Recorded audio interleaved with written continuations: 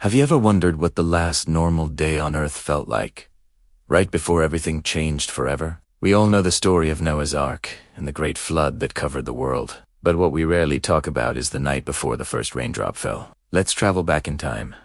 Not to the storm itself, but to the eerie calm right before it. The Bible, in the book of Genesis chapter 7, gives us the crucial details. God tells Noah, "For in 7 days I will send rain on the earth for 40 days and 40 nights, and every living thing that I have made I will blot out from the face of the ground."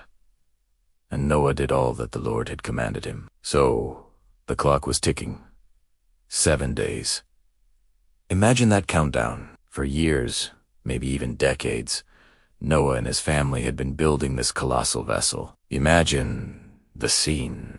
In a world that had likely never seen rain, a man is constructing a massive boat on dry land. The taunts, the ridicule, the disbelief must have been relentless. His neighbors probably saw him as the town eccentric, the crazy old man with an absurd hobby. "Look at Noah," they'd say, building a ship with no sea in sight. Every day, he hammered away, a living spectacle of faith in a world consumed by its own ways. The Bible tells us that the world at that time was filled with corruption and violence. People were living their lives completely detached from their Creator. Jesus himself references this time in the Gospel of Matthew, saying, "For as in those days before the flood they were eating and drinking, marrying and giving in marriage, until the day that Noah entered the ark, and they did not understand until the flood came and took them all away." This paints a powerful picture.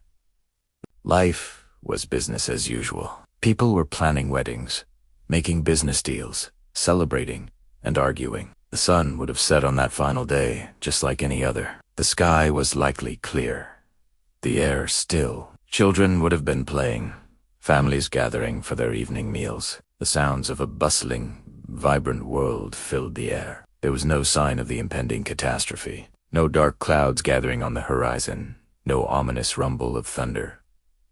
Just normal life. Now, let's focus on Noah's family inside the ark. The 7-day countdown is over. The last of the animals, 2 by 2, have been guided into the floating sanctuary. The ramp is about to be drawn up.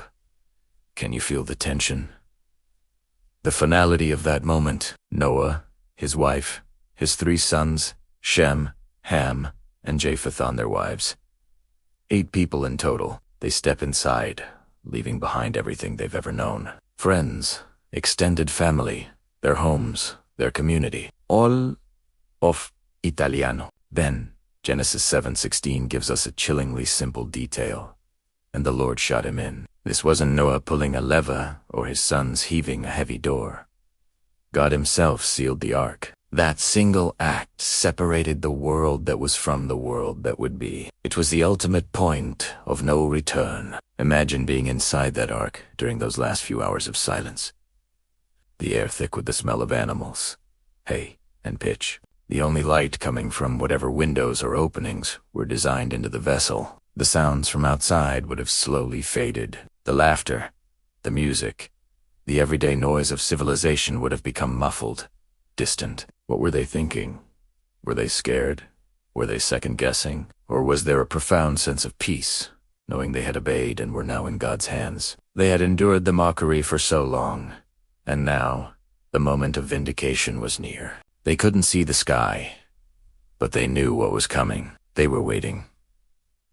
And what about the people outside? Did anyone have a last-minute change of heart? As the massive door of the ark sealed shut, did a sudden wave of fear wash over any of the onlookers? Did a child point and ask their parents why Noah's family was locked inside that strange wooden mountain? Or did they just shrug, laugh it off, and go back to their dinners and their plans for tomorrow? "Crazy old Noah," they might have chuckled. Finally locked himself away. They had no idea there would be no tomorrow for them. The Bible doesn't give us a play-by-play of their conversations or emotions, but we can imagine the human element. The finality of that door closing must have been profound. It was a physical barrier, but it represented a spiritual one as well. The opportunity for repentance, for heeding the warning, was over. The invitation had expired. Then they wait. It might have been minutes, it might have been hours. A deep, profound silence falling over the land as night took hold. Inside the ark, 8 people and a world of animals waited in the darkness. Outside, a world slept, completely unaware that they were sleeping for the last time. Genesis 7 tells us what happened next. In the 600th year of Noah's life, in the 2nd month, on the 17th day of the month, on that very day all the fountains of the great deep burst forth, and the windows of the heavens were opened. It didn't start with a gentle pit. The Bible describes 2 simultaneous events,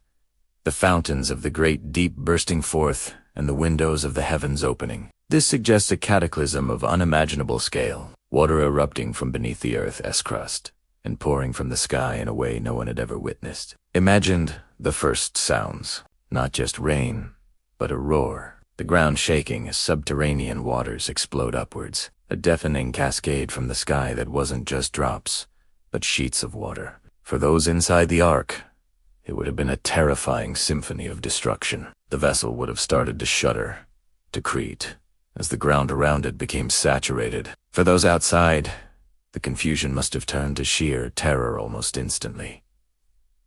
The party is over. The laughter silenced. People woken from their sleep, not by a gentle rain, but by a global cataclysm. The water wouldn't have just risen slowly. It would have surged.